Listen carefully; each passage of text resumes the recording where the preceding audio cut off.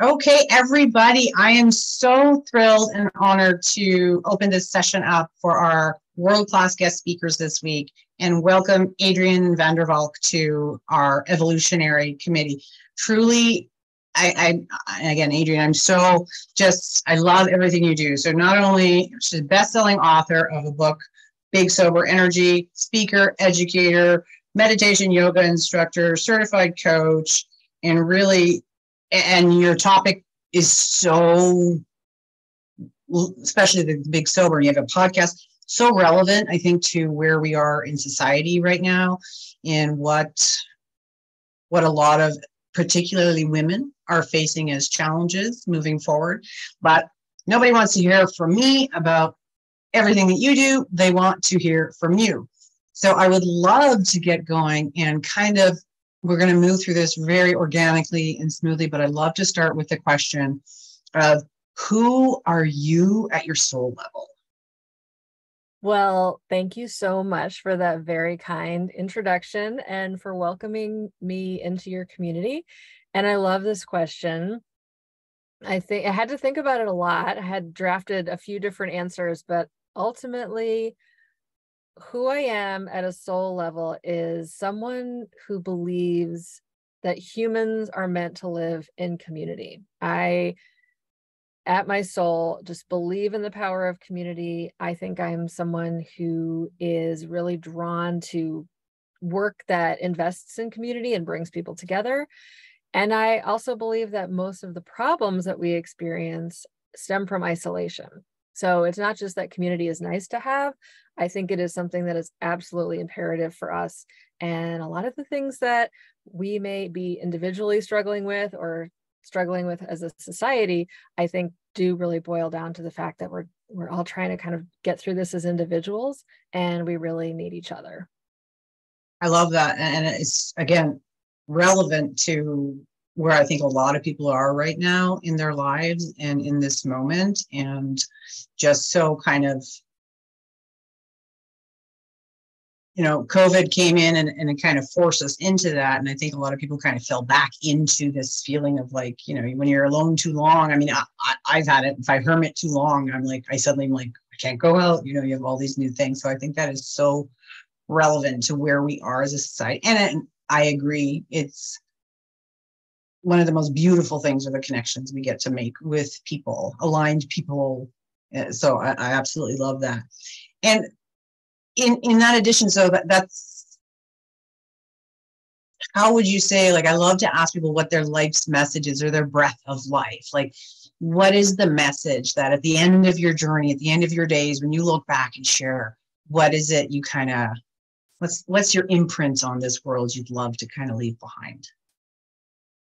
I would love my imprint to be the message that, specifically for people who struggle with substance use disorder or have disordered relationships with alcohol or drugs, that there is nothing wrong with you. All right. I think that we really do. You may feel uncomfortable and shameful. You may do things that are wrong and you may hurt other people, but it doesn't mean that you are wrong. And I think that we tend to really want to put things in categories and distance ourselves from people whose behavior we don't like. And that has resulted in us speaking about substance use disorders in a very binary way. There's addicts and normal people, right? There's everybody else. And if you're an addict, it means that you are sort of fundamentally flawed. And I just don't believe that that's true. I think that there is a constellation of risk factors, that might make some people more susceptible to addiction than others. And I'm one of those people for sure. It's also true that if you consume enough of an addictive substance, you're going to get addicted to it, regardless of whether you have a genetic predisposition or a history of trauma or whatever, right? And I also think that it's really important that we not only boil down our beliefs about addiction to individuals and what works for individuals and how we feel about individuals. We really need to look at this as a public health issue. We need to really think about what is going on in our society that people feel so compelled to numb themselves to this degree, that we surround ourselves with alcohol at every single function. We're sad, we drink. We're happy, we drink. We celebrate, we drink. It's just, we make jokes about it. It's 5 o'clock somewhere. Mommy drinks because you make her sad, like it's all of these kinds of things that are in our environment all the time that totally normalize drinking and make us feel like, wow, that's just what everybody does. And if I can't do it because I have a problem, or it makes me, it jeopardizes my health, or it makes me behave in ways that I don't like, it means that there's something wrong with me, rather than looking outward and saying, wait a minute, why is our whole culture just fine with consuming massive amounts of this particular drug? And I would really love part of my imprint to be encouraging people to really question that, and to really look at what is going on in our society that causes this to be a problem for so many people, and how can we empower ourselves to start questioning that. I still love that. And we kind of touched on it when we met, like pre-call, because there's this huge, you go into a TJ Maxx or here in Canada, a Winners, and that whole aisle as you walk down into the cash has these giant wine glasses, like Mummy's Time. And it's just, there's so many products that are being that basically manipulate. We won't get on the whole commercialism thing, but to show, like you said, that it's normal, that, hey, you're cool if you do it. It's fun. And I am going to be 100% raw, is I was on the path to very closely putting myself into the fishbowl of being an alcoholic, because it was like, especially when I was in corporate, it would be like 3 o'clock at work and I didn't have that sugar down. I was like, okay, I'm going to be home in a few hours. I can start drinking, because it had become where it felt safe. It was a way to comfort myself. And you lift the veil a little bit of insecurities, right? Yeah. Oh, 100%. And then the problem alcohol is very effective at what it does. I will be the first to say it works for all the things that people want it to work for. It does help you relax in the short term. It does make you feel more confident in the short term. 100%. It's really the long-term impact that people are not so willing to look at. Well, it was interesting because my husband actually said to me at that point with wine, he's like, Sarah, after a certain amount of alcohol, you get nasty. And I was like, do I? Because that's it, that veil. So, and then that's not your reality. People say, oh, it's the truth coming out. It's like, not really, because you're right. There's this in between where you suddenly cross that line and you're like, okay, it's no longer me, right? Yeah. There's just so I, as I said, that's why I've shared in on my profile in the group, as I said, I find this such an interesting topic and so important and relevant that people can face it and say, hey, wait a second, like, is this a crutch, or is this, am I able? Because some people are able to handle a little bit and other people, listen, it's just not. And I had alcoholism in my family. Like, I knew it was an issue. I also have, and I do tend to have a compulsive character in many things. And so when you can see that in yourself, then those types of catch-ons can be very dangerous. Luckily, it was never gambling either. So, yeah. And it's like you kind of covered like why that message is important to you at the same time as sharing your breath of life. And then, are you able to share maybe a pivotal moment when this truly became kind of your message, that you're like, okay, this is something I want to scream from the mountaintops and let people know how important it is? Yeah. So it's interesting because there was a moment when I was forced to realize that I really did have a problem with alcohol, but it took about 10 years. So people ask that question a lot, like, well, when did you know? What was sort of your like moment? And it was really a accumulation of moments that happened over a long period of time.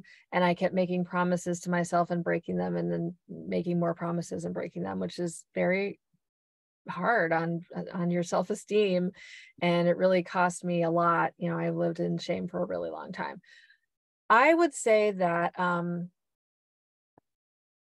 you know, really when I started realizing that I had a problem was when I started blacking out, having blackout drinking episodes. And I would I would be home, but I had no idea how I got there. I would get in fights with people and not remember. I would call people, text people, like have these incidents. It's, incredibly fortunate that I didn't get arrested or have something other, some other really bad thing happen to me during that time that I know of, right? Because I don't remember. And I was able to kind of rein that in temporarily, like something bad would happen and I would kind of chill out for a while and then I would ramp back up and chill out. And I was in that pattern for years. And then I think, what happened to me is that I really started I kind of gave up on the idea of quitting drinking. I just didn't believe that was possible for me anymore. And I was like, okay, so if I'm going to have this problem, I need to make the other areas of my life better. So I started doing a lot of self-development work. I got really into meditation, started journaling, started visualizing. I was, exercising more, using affirmations. Like I got all the things that everyone tells you to do. I was like, I'm going to do them. And I did.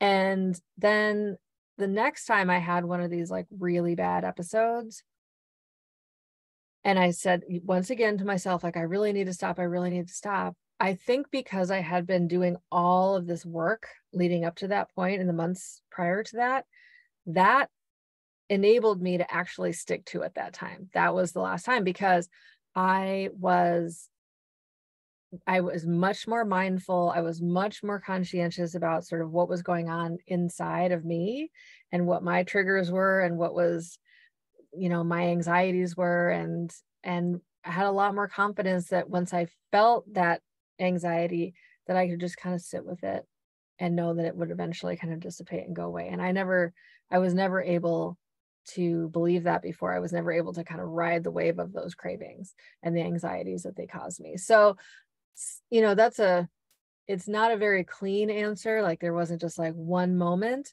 But I do think that knowing that I would get out of control and that I didn't have the ability to stop that for myself was kind of a before and after moment for me, because I realized like, this is not the way that you want to live. Right. And I'm so happy that I was eventually finally able to do something about it, and really am committed to helping other people believe that that's possible for them too.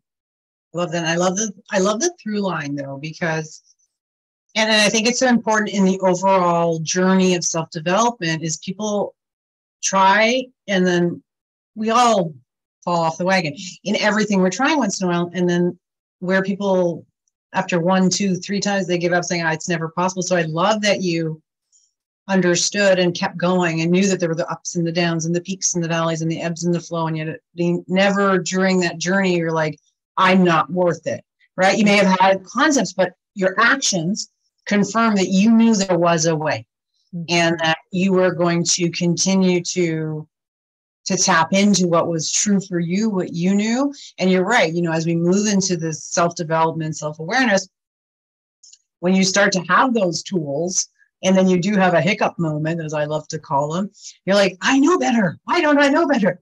And it does give you that extra layer of encouragement. Doesn't necessarily mean it's easier. And I think that's what I love in what you're sharing there, because it's not always the epiphany moment, right? It's not always a boom. Sometimes it's falling down on your knees, getting back up, falling down again on your knees, but getting back up and trusting in that overall process to keep getting up and moving. So I absolutely love that. And so we kind of went through the personal experiences. And so what are some of the, in kind of like what we just said, but what were some of the key challenges, especially in this domain, the key challenges, or maybe reverse it and be like, what are the key benefits? Like, what's the difference between the before and now in your life? Oh, wow. Well, this is something that, we talked a little bit when we had our first call about like, what do you wish more people understood? And so one of my challenges also kind of paved the way for for the benefit. So I really believed for a long time that a sober life was like a very, I mean, even just the word sober, right? It sounds serious. It doesn't sound very fun. And I think that, unfortunately, the only model that I had for what sobriety looked like was like from the movies. Like, you know, someone has this terrible rock bottom and then they decide to go to AA and they sit in a church basement and they spill their guts and they listen to everyone else spill their guts. And like, that's sobriety, right? That was the only like vision that I had. And, you know, thank goodness AA exists. That wasn't my path, but it helps a lot of people. And so, you know, I'm not knocking church basements at all, but I do think that if you are someone who has kind of big dreams for your life, it's very hard to envision how that would ever happen if you're not drinking, because we just have no models for that. And like I said, the only model we really have for sobriety is this sort of what I call the rock bottom to AA pipeline. It's like the last 5 minutes of every movie about addiction is basically that, right?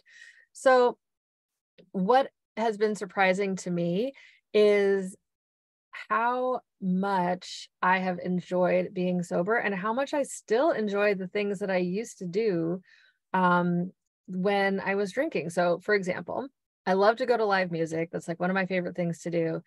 And it is so clear to me that I previously would spend a lot of energy making sure that I was drunk enough before I went, because I didn't want to spend too much money on, you know, beer or whatever. I spent half the show in line at the bar getting more alcohol. And then I would spend another big chunk of the show in line in the bathroom because I had been drinking so much that I had to pee a million times. And so I really wasn't very present for the show at all, right?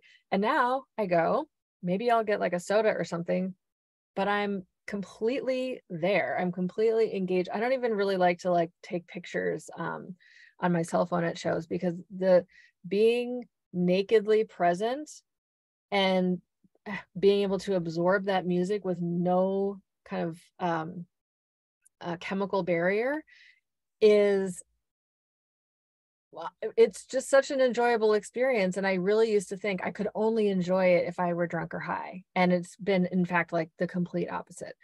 And so I think that kind of, there's an author in the quit lit world named Annie Grace who wrote a pretty classic book now called The Naked Mind.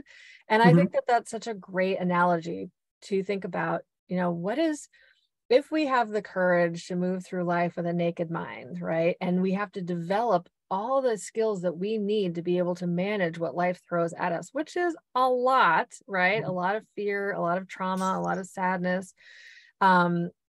It also leaves us able to absorb the wonderful things that life gives us, that without having to dull ourselves, right? And so both of those things kind of have their own power and beauty.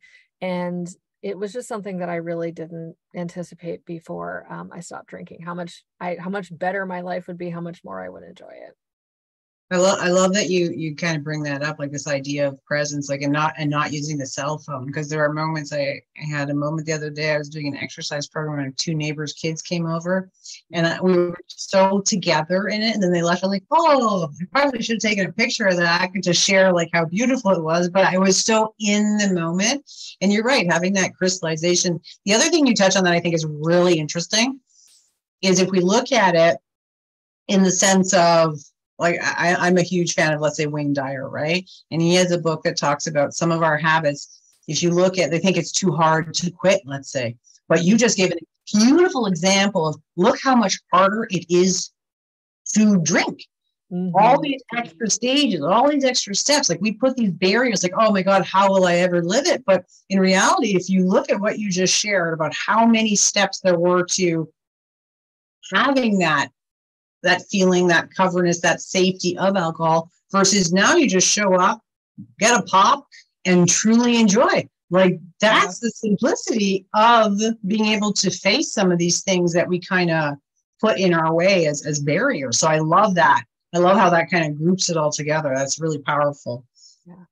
Yeah. And I will say too, I mean, I have tremendous compassion for people who have life circumstances that are so unbearable that using drugs or alcohol is really the only way that they can manage. And I mean, and like I said before, people don't become reliant on these things because they are like, wake up one day and they're like, I want to become a drug addict, or I want to, develop a substance use disorder. It really is, all behavior serves some kind of need. And so that's where I would love the conversation to go, is like, okay, well, what needs are we missing as people, as a society, and how can we support one another in developing the tools that we need inside, but also fixing the stuff that's going on outside, right?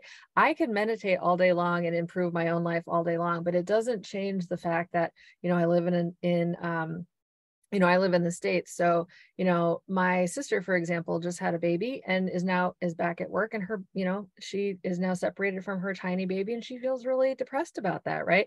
That's a structural issue. No amount of meditation on her part is going to change that, right? So what can we be doing to make life for moms, right? The moms who have to drink because parenthood is so stressful for them. Parenthood is very stressful for them. So how can we make parenthood, I'm not a parent, but again, I know so many moms who've expressed this to me. How can we make that less of an experience that people feel like they have to manage by turning to an addictive substance that really can hurt them? Absolutely. And I love that ties in so beautifully with your heart and message about community, right? Because it's also like a lot of the roads we travel, sometimes we travel because of who we've chosen to create our communities with also, right? And it supports them. So not that it's blaming, we all are responsible for our choices, but I think a lot of people also, like, there are times where just bringing it to presence to be like, okay, who am I with? Are they supporting me to be where I want to go, what I want to do? And is it time to maybe create new families and new inner circles of people who will be there? And like you said, AA is beautiful, great, but everybody's journey is going to be different. And that's what's interesting. I love how you press that, because it also brings to light that it doesn't have to be like the movie or the expected or the, well, this is what you do, right? Like what feels right, what's aligned. And as long as you keep going and find the ones that are, so I love that. And I totally agree. And I think that's why, especially with your book and your podcast, is like, how do we get the message out there so people realize, hey, you're not alone. And this is, if you're looking, because you can't force people to change within emotion, but if you're looking, hey, there are alternate solutions. We can have this beautiful life. We can have these moments without the crutch of needing to numb ourselves to face what's coming up against us. So I absolutely love that. And I'm just trying to look at it a little bit. I guess part of it is what would that look like? Like, share with me a little bit of what the journey was for yourself to move through that, and maybe, what were some of those moments where it kind of shook you up a little bit but allowed you to keep going? Like, share a little bit of your overall transformation and what you'd love to kind of preface for people what they might expect even going through something like this, so they know that they don't run away and give up too easily. Well, yeah, I think so. One thing I wish I had known when I was going through my experience was, because I tried and failed. I really did fail to quit so many times. I just believed that I was fundamentally flawed and that it was never going to be possible for me. And what I wish I had known is that I think the statistic is something like, for women, it takes 7 attempts on average, before people get sober, right? It's very, very rare for a person to just wake up one day and say, I don't know, doesn't seem like it's for me, and just stop. And the reason it takes 7 attempts is because you are learning. And this is another thing that just didn't occur to me at the time. I totally assumed that this was just a matter of willpower. And if I just tried hard enough, I could change this behavior. In the research that I did for the book and that I've done as a coach, it's become very obvious to me that from a neuroscience perspective, willpower is not a thing. It just really doesn't exist. We can white knuckle our way through the discomfort of cravings for a certain amount of time, but that is an incredibly stressful way to live. And unless we can find a way to manage those cravings other than drinking, it is not a sustainable way to live, right? And so that's why you see so many people will they'll be fine for 3 months, maybe 6 months. And then, their physical addiction is no longer part of the issue, but they haven't done anything to really rewire their brain. And so they, the next time that they experience some sort of overwhelming trigger or craving, then that willpower, the stress of having to, kind of muscle through it again, they just can't sustain it. And so then they go back. And that is a very shameful experience. Having gone through that a lot of times, you just feel like, well, where's my integrity? I said I wasn't going to do this and I did it. And so that, learning more about neuroscience was a major part of my journey, and better understanding what was happening in my brain, understanding the concept of a reward cycle. So trigger, behavior, reward, right? If we can figure out a different behavior when we experience the trigger, then we can start to manage those triggers in a way that's much more healthy, and we can literally change our brains. And even I'm 48 years old and I quit drinking when I was 43. At the advanced age of 43, I was able to, to make that change. So it is possible for you, but it is a learning process. And like anything else, it takes practice. It takes a lot of trial and error for a lot of people, and being strong or having willpower, being, having integrity really doesn't have anything to do with it. We kind of like to talk about it in those terms, but realistically, if you're looking at the research that has been done about this, and I highly recommend, there's a great podcast out there called Sober Powered that is hosted by a sober scientist named Jill. And she looks at the research. So you don't have to, so I don't have to, right? Because I'm not really, trained to interpret what that means. And all the studies that she's summarized on her show really point to the same thing. Like, this is about learning a skill, and it is about learning to manage your emotions. And that is a very hard thing to do that can take a long time. So don't despair if you've tried and not had success before. That actually means that you have more data to work with, and it makes it, every time you try again, you're statistically much likely to be closer to succeeding. I love that. There's so much of choking here, but this idea, this idea that when we fail, it's not a failure. That's it. It's one more thing we've bypassed that we're like, okay, that didn't quite work. How do I switch that then and move? So I love that you say that. It's for the times that we do stumble. Because again, truly, my thing is, if you don't stop, you really never fail, right? The only time you fail is if you totally give up on yourself. So that's why I call them hiccups. I'm like, there's it's annoying. But you're not going to just sit and cry because you had some hiccups. So you have these things. How do you learn from it? And I love that philosophy. Is like, you didn't fail. You just figured out one thing that didn't work. Good. Amazing. Pocket it, learn. And again, sometimes you don't want to throw everything out. Sometimes it's maybe just a part of what you were trying, right? Like, you're like, oh, I can do it. You're at month 2, you go out with friends, boom, you're back. Okay, well, maybe it's that part, right? It's not everything in the journey that didn't quite work out.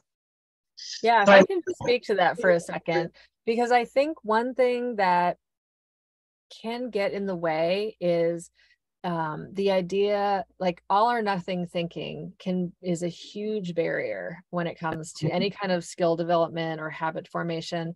But I think it really is insidious when you're talking about trying to recover from a substance use disorder. Because, for example, say I have 6 months sober, I go out, I have a glass of wine, and then I'm like, oh, I've just ruined the last 6 months. I have to start all over again. Well, that's a very shameful feeling, and it's very likely to lead to the next self talk message, which is, well, I already totally screwed up, so I might as well just like go ahead and like get drunk and just like go on a bender, right? So what if we could kind of think about this in terms of like that number, 6 months, doesn't get erased because you had one glass of wine.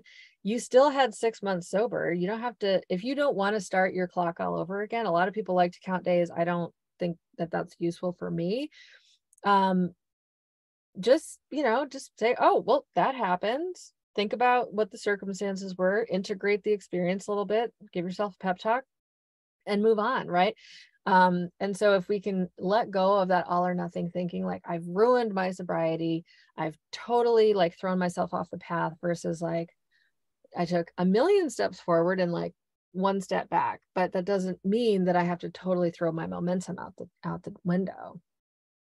I love that, because and I think that is applicable to so much in our lives today and how we look at anything, right? It's this idea that when we get to this level, we forget everything behind us and we only see that little pocket that we're missing, right? That living in the gap of whatever we're trying to create, whatever we're touching on, building, doing whatever. And I love also how you talk, because I totally vibe with you. This idea, everyone's always like willpower, where it has to be force and heavy and nasty, versus will. People don't think it's the same thing. Will and willpower truly isn't the same thing. Your will is your passion, your knowing, that inner voice that says, and to bring it to life, right? So I love this idea, because I find if we move to that sense of willpower, the white knuckles, like you said, it's almost like you're battling yourself, right? Like, well, and who wants to live that way? Who wants to live every day just being like crawling up a mountain on your hands and knees, right? That is not fun, right? And it makes sense that people would get tired of that and be like, well, screw it. I was unhappy when I was drinking and I'm still unhappy now because I have to like climb up this mountain. I might as well do that. That was much easier. And so, yeah, unless we can find a way to just get past the white knuckle stage, it's pretty unlikely that we're going to be able to use that for any kind of long-term success. So what would you say, like, have your values and beliefs during this journey kind of shifted? Like, what have you noticed within yourself, your own personal journey? I would say fundamentally, no. I think I think that I am the same person that I was before. And I hear a lot of people say, oh, I'm a totally different person. And maybe for them, that's true. I am her, and I have tremendous compassion for her. Part of my practice is to actually, do meditations where I go back and talk to my previous self and talk to my future self. And I think that it's really important for me to not kind of demonize her or think about her as somehow like separate from me. I think that what is different is that I had the same values, but now I'm much more living in integrity with those values. So there's not this disconnect within me where I feel I know I should be doing and behaving in this one way, but I'm not, because I'm, for whatever reason, being intoxicated for as much of my life as I was, that I wasn't able to kind of sync that up. Now I feel like I'm living, much, much more in integrity. And so that really has brought a sense of peace to myself. The beliefs I would say that have changed really do have to do with my beliefs about substance use disorder and addiction more broadly. Like I said at the beginning, the cultural push is for us to think of this as a problem that happens at the individual level and really has to do with individual flaws and like lack of resilience and lack of willpower. And so, we've already talked about that. But I have tremendous compassion for anyone who is going through this. I don't believe that anybody would choose this life, right? Nobody would ever choose to experience an addiction. It is an awful way to live.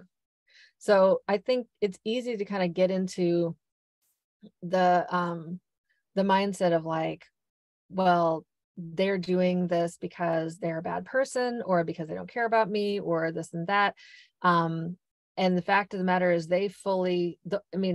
most people that I've spoken to who have struggled with addiction problems, and there's a lot of people, they're full, kind of like I was saying about my former self, they're fully aware of that their behavior is hurting people, and they feel terrible about it, and it makes them hate themselves, and that just makes the addiction worse. So anything that we can do to build bridges and help people who are struggling with this, we don't have to enable them, but let them know that we believe in them, that we love them, that we know that what their values are, is just an incredible gift that you can get. You don't have to give people money. You don't have to let them sleep on your couch. You don't have to date them, but you can, if you love them, continue to love them. The other thing that I think my beliefs have changed about is part of my recovery journey really hinged on reading books by other women who had been had alcohol problems, got through them to the other side of sobriety, and then decided to write books about it. And that was really revolutionary to me on several levels, because first of all, I could relate to these women. They made me feel like what I was going through was that I wasn't alone, that I wasn't like a freak or a horrible person. Like, this was something that other people experienced, and other people who I could relate to, and we talked, a lot about the importance of representation, in seeing other like successful middle class working women like me, who've been through the same thing, was just very, very powerful. And then that they had chosen to tell their stories publicly, I just couldn't even imagine that. But then the more that the reality of what that had meant to me sunk in, I thought, well, maybe part of living in integrity is just, now I honestly don't care what anybody thinks of me anymore. Like, if somebody wants to judge me for having had a drinking problem, I literally I will not lose a single moment of rest or sleep or anxiety about that. So then that made me think, well, maybe I could tell my story and that would benefit somebody else, and started very small. I just talked about it a little bit on my podcast. And then, people started coming out of the woodwork and saying, oh my gosh, I think I might have a drinking problem too. And I was someone that they could relate to. And then, that just grew and grew and grew. And I thought, all right, well, this is something obviously that people need to talk about, and I have the wherewithal now to talk about it. So, let's do this. So that was also something that my beliefs changed about pretty radically, from like, I'm never going to, even hint that I think I have a drinking problem, to I'm going to tell the entire world that I had a drinking problem. That's a pretty big shift. I love that, because it also has such an important message underneath, because drugs or alcohol or just self-abuse and talk, this cast of shame that we live behind, that heavy, nasty blanket. I love, and that's why having you here and the others, because it's like, how do we help open the curtains and show that there's nothing we could have done. And you said it perfectly in the beginning. We may have done things that we wish we hadn't, but it doesn't change the value of who we are. It doesn't change the gift that we are and the message that we have. And although it's so hard sometimes, when you look back and say, like, the journey that you have been on, would you maybe pick it again? Maybe not, but you made the best of it. And even like Mothers Against Drunk Drivers, right? Like the worst thing happened. And yet this thing that got created to spread the word and share the message and show that, hey, we have this thing in society where we turn the spotlight on ourselves all the time. Like, oh, I have to hide. I have to be ashamed. I have to. And the more people like you who have the courage to speak it, to move through and say, twist and say, no, these things didn't happen because of who I was born with, right? It's like, and I'm on this kick right now too, because more and more, like in the educational system, I'm like, why are we know what happens out there. We know the stress of people. Why is this not being addressed at the beginning?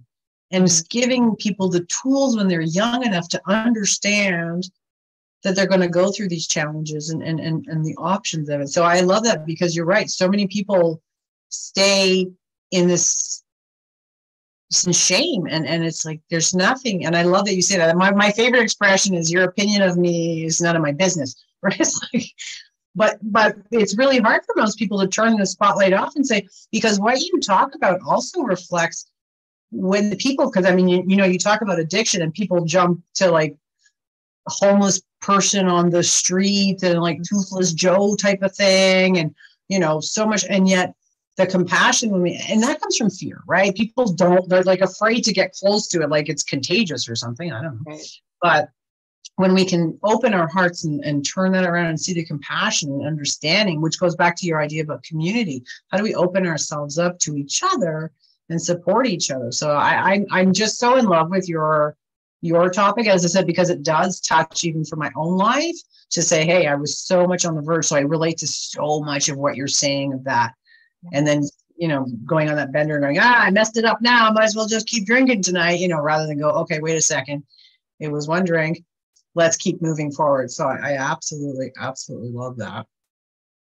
So what would you say is, of everything, the biggest that made it the most worthwhile for you? Like what is the part where now you kind of look back and go, like, it was hard? Because it's going to be hard. Like you said, I mean, addiction is addiction. It's once we fall to a certain level, it's no longer just, I don't want to drink, right? Like our bodies have now craved it, and it's how we also, addiction also happens, like you talked about with the human needs. If something we do actually touches on 3 of our needs, it can become an addiction. I mean, we talk about alcohol, but we could be talking about sex. We could be talking about bullying. We could do all kinds of things, right? Like addiction in general isn't always just in substance.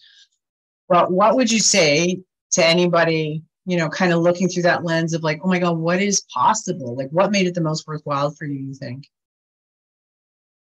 I think for me, the fact that I know I'm never again going to wake up in the morning and have this like 30 seconds of like, oh crap, what did I do last night? And then either remembering, or sometimes worse, not remembering, and having that like just horrible realization wash over you, and then knowing like, well, I'm going to spend this whole day hungover and full of anxiety and full of shame. And I try not to live in regret, but I cringe when I think about how many days of my life and how many hours of my life I spent processing that kind of emotion. And so knowing that I never have to wake up and feel that way again is like enormously liberating for me. So that's the best part for me. I think also I think it's really important to say that quitting drinking is not a silver bullet for like your life magically becoming awesome. I had a lot of damage to undo. I had a lot of financial damage to undo. But what's interesting about that is once I started kind of treating, using the same skills that I had to develop to address my alcohol use disorder, I was able to use those same skills with a lot of other areas of my life that I wasn't being super successful in, and money was one of them. So I just got really interested in like, what actually is going on in my financial life and what can I do about it? And I started listening to financial podcasts, and I started getting a lot more educated about just what the brain science of spending and saving is, and the stories that we tell ourselves about that. And you mentioned we can get addicted to all kinds of different things. So once I kind of learned to face head on the alcohol stuff, I was able to face head on some other things that I had just been completely unwilling to deal with. So I there's a whole chapter about that in the book, about figuring out my money life after getting sober. And so that's been a real blessing too, because I previously was truly, just, I think I said in the book, my financial philosophy at that point was like swipe and pray that I haven't hit the credit limit, or that I still have like $5 in my account so I can, pay for this drink. And I don't have to swipe and pray anymore. So that's also a really nice benefit. I love that. I love that. There's so much power in what you're saying, because you're right. So the alcohol is how I think, just going from my own perspective, it was an easy way out, not to face those things, right? Like, it's like, okay, it's too much. I'll have a drink and then I'll think about it. But then of course you don't think about it, because now you're like, you're drinking the drinks. So I love that and I think that's so key. And that's why I love what you're sharing and doing is it.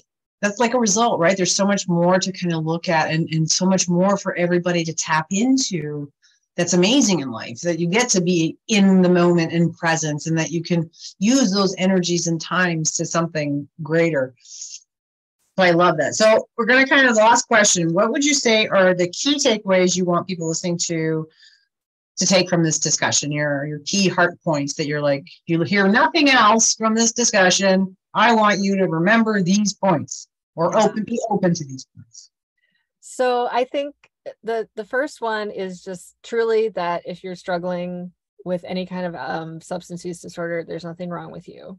And just because you've tried and failed in the past does not mean that sobriety is not possible for you. In fact, it probably means it's more possible for you, because, like I said, statistically, you're probably one step closer to success than you ever have been. And that's a really beautiful thing. The other is that there are more recovery communities out there now than there ever have been before. There's a lot of conversation that's happening about the role of alcohol in our lives and in our society that's been really under the surface for a lot of years. And in the last few years, it has kind of popped up a lot more, and I think for the better. And what that means is there are more options than ever. So if for whatever reason AA doesn't work for you, or you live in a place where the AA experience that's accessible to you does not speak to you. So that was true for me. I was living in Montgomery, Alabama. I'm not a practicing Christian. The AA community there was very, very Christian, of a very specific kind of type of Christian practice that just did not resonate with me. So that was difficult. But, find a community that resonates with you, that aligns with your values, that accepts you for who you are. So you should never have to minimize or change anything about yourself, or not talk about anything having to do with your identity, for example, when you're in recovery, because we're all about, this is about getting to authenticity and getting to be able to live fully as who we are. So find a community that accepts you for who you are, and just go all in with, and see what happens. Really just show up. Even, it's kind of, think of it as like going to the gym. Take your sobriety to the gym, build the muscle, make the connections, let that community support you, because there are going to be days when you just don't want to do it. And I completely understand that, but that, for many, many people, that is going to be the difference between being able to sustain what you're working toward, versus not. So, and I'm just excited, if anyone who's listening, who's on this journey, I am excited for you, even if you kind of feel terrible right now. The future, it potentially is very, very bright, and I can't wait to hear where you go and what you do. I love that. There's my own mentor in my life. She has an expression, and I don't know if she created it or not, but probably not. But she predicates it very much. She goes, "What you resist persists." And so I love that, because I'm always remembering when I move through my own things of whatever challenges we face, that it's like, okay, I'm having this resistance. It's telling me something. It's actually, like you said, our authentic selves, that inner knowing. Like, we forget to listen. And the signs just, that I always say, that whisper keeps going until it's a scream and a roar, and you have no more choice. So let's choose to listen to it before we have to.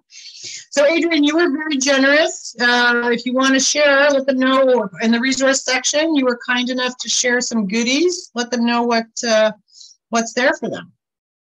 Yeah, so there's a freebie download in the resource section that's I think it's called three energy practices every sober woman over 40 should know. And I'll preface that by saying these are great practices for anybody. You don't have to be sober, but they are specifically kind of oriented toward like, how does this help you in your sobriety journey? And how does this help you as you're aging? Because aging is another thing I'm really, really interested in talking about. We can have a whole other conversation about that. So that's a great resource, I think, if I may say so myself, a little ebook. I really enjoyed writing it. It also includes about 25 of my favorite sort of sober recommendations for like making your sober life a little more fun. And then, the other thing I'll offer. So yes, the book is the book. I'm very proud of it, want to put it in the hands of as many people as possible. And so anybody who is interested in just learning, wanting to talk a little bit more, learning a little bit more, and wants to book what I'm calling a visioning session to talk about, where you are, where you want to be, and how to get you from point A to point B. I'm offering free copies of the book to anybody who wants to schedule one of those sessions. So Sarah has the information on how to make that happen. Have the information, and as I said, your message is so powerful. Excuse me. That I may look to see if I can even just share a little bit of this on my regular profile. So where is the book? I'm assuming Audible, bookstores. It can just you can buy it on Amazon in paperback and Kindle, and then there is an audiobook coming. It's just taking a little while to produce, so it's been recorded. It's currently being edited. So audiobook to come. Is it you reading it? It is me. I may pick up and support you. I love Audible, and I love when it's the author speaking because I feel this connection. I just so love it. So that is amazing. Yeah, I'll let you know when it comes out. Yeah, I would love it. I would totally. I absolutely, as I said, I love what you do. I love what you share. I love your vibe. I love, as I said, the message, because it's one that's close to my heart from my own experience, and just from, as I said, I more and more, I'm like, what are people doing? Stop. They're making it look like it's fun. Whee! But I'm like, it's not. It has a lot of damaging long-term effects, So Lynette, kind of a small audience. So do you have any questions you'd love to ask Adrienne about anything that we've kind of touched on? Love to open up the floor. You're on mute, sweetie.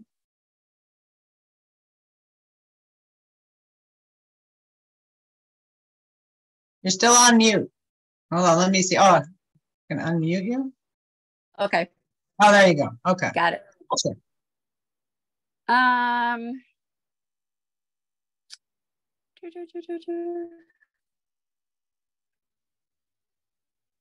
I don't know if Adrienne, is it Adrienne? Mm-hmm. Said this, but how long was formation? Years? I'm sorry, can you repeat what you said? You kind of cut out for a minute.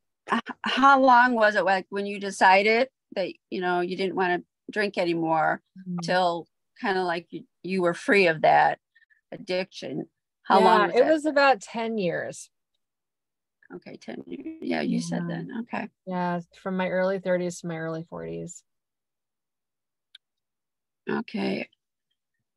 And what do you think about having an accountability partner? I think anytime that you can involve other people that you trust and who have your best interests at heart. Oh, that's okay. I'm still here. I just didn't spotlight me while you answered. Oh, okay.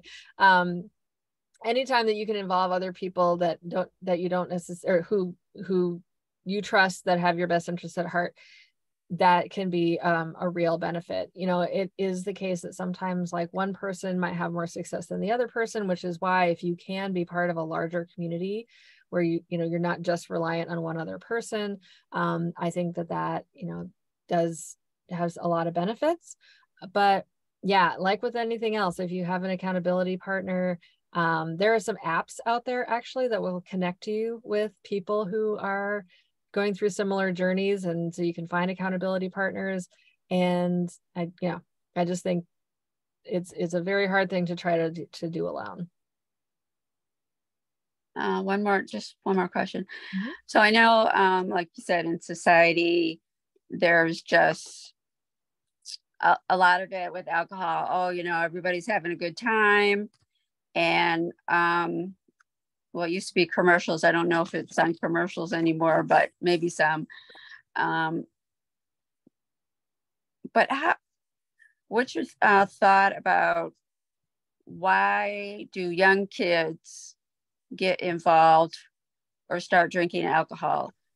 Is it because, it's already present in their family and they see it all the time, or are they just curious? It's just easy access to it.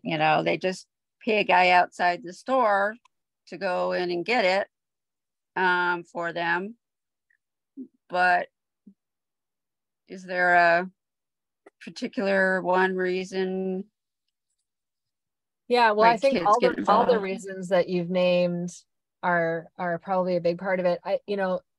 I do think that we're socialized, some people live in communities where drinking is not normalized. If you grow up in an LDS family, for example, or if you grow up Muslim, for example, drinking is not going to be part of your daily life and likely not part of your extended community. So it's just not going to you're not going to kind of grow up with the same beliefs that that this is what everybody does for fun. So I think socialization does have a lot to do with it. I also think that when you think about where drinking happens, and young people are experimenting with developing identities outside of their families, right? Who am I when I'm away from mom and dad? Who am I as an individual? And so they're going to what their peers are doing and having the opportunity to spend time with peers unsupervised, that's going to be very, very important to them, much more important than even what they might have been taught in their family. So we talked earlier about the reward cycle and triggers, and a trigger could be something sad, but it could also be something like the anticipation of belonging, the anticipation of being included in something. That's a big draw for kids. And then when you add to that, you pour alcohol on that, alcohol is going to provide a big, huge rush of dopamine for your brain. And especially the first few times that you drink, your brain is like, wow, like that, I like that, it's going to make a huge impression on you. Now, it is the case that, and that's why especially when kids start drinking like really young, that can lead to some very early addiction problems, because they're just cognitively not in a place to be able to understand what's going on. They're just like, I want that, that really makes an impression. It is the case that alcohol does not affect everybody the same way. There's a lot of research that backs that up. So that's why, for example, I cannot have, I could, but I would be unhappy about having just one drink. That would not feel satisfying to me. I would always want more. And, there's sort of the old saying in AA, one is too many and 1,000 is not enough. And that was definitely the case for me. I have friends who have one drink and they're completely satisfied. They're not interested in drinking more. It just doesn't not do anything for them. Like, they might feel a little buzz, but it doesn't create this like hunger in the way that it did for me.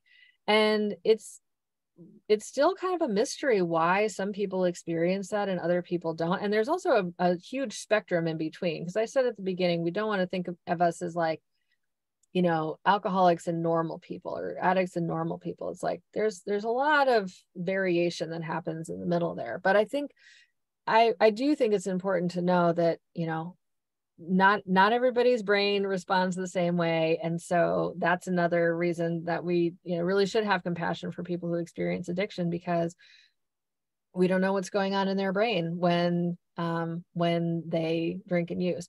So for young people especially, they're really, if you're young and you have a brain that like lights up more than other people's brains lights up, you're really at risk, because that the likelihood that you're going to have opportunities to drink to the point of addiction is way, way higher when you're in that kind of, high school, college age time when drinking is just accepted and everybody does it and you can kind of do it without some of the social consequences.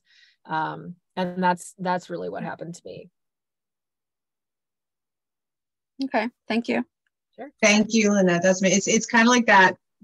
You're right, because at that age they create almost like this rite of passage type of hype about it that gets supported and shared. So, but what's interesting is that there's also a lot of evidence showing that young people, like people in their early 20s now, are not drinking at the same level. They're smoking weed, they're doing mushrooms, but drinking is actually going down. It's not as cool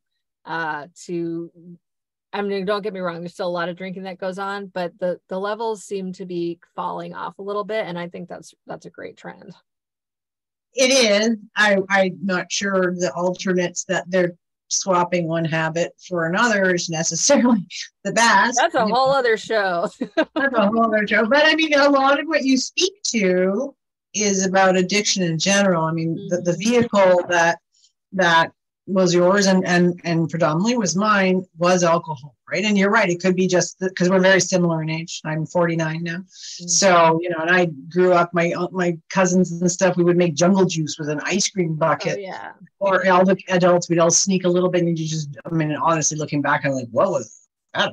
But there is something. So I'm glad to know alcohol for the younger generation is not as prevalent, but I think everything you're sharing has so much relevance for anything that anybody might use that's an addiction, because what you're showing on the other side of it, what you've moved through to experience when, like you said, you get to be your authentic self, you get to be present in the moment and actually experience the life that you're meant to and born to live, is applicable to any addiction that somebody might have, whatever it may be. Because I mean, to go all the other way, even like a sex addiction, right? No, but I don't think there's anybody who's happy in the state of obsessive, because really an addiction is just like an obsessive want to fulfill the need you have, right? Yeah. And I love how you share that there's all these ways you can have those needs fulfilled in a different manner that don't hurt your body, that don't hurt your relationships, that don't hurt yourself, and potentially, again, with alcohol, even weed, because people are driving now. That's a new thing, don't smoke or don't toke and drive or whatever. I don't know what the new expression is, but these are things that put our lives in danger, other people's lives in danger. So as I said, I have so much respect and so much adoration for what you're doing. And as I said, I have an expression that says dare bravely. It's to do things that we may have fear for, but we do it anyways. And your heart to share the message and to be open and vulnerable to say, hey, this is what I went through, and I want other people to see themselves in me so they can see what's on the other side for themselves too, as possibilities. I so respect what you do, and so respect that you came and shared your time with us here and heart and spoke to the EvolYOUtionaries, new ones, old ones. As I said, this is going to go up in the recordings. It's available, anybody to watch and repeat. And as I said, however I can support you continually moving on, I'm so happy to, because I truly do believe. And again, I know it's everywhere, but I find for women in particular, we're at a very interesting stage in our own evolution as women. And this mask of alcohol being cute and fuzzy, I'm more than happy to help, break that wine glass. So. Well, thank you so much. I'm really honored to be here, and this was just such a blast. So I really appreciate it. I loved it. So honored to get to speak with you. And as I said, I have a feeling we're going to stay in connection. So Absolutely. Amazing. To everybody, have a beautiful day, and we will catch you again soon. Bye, Adrienne. Thank you so much. Bye-bye. Bye.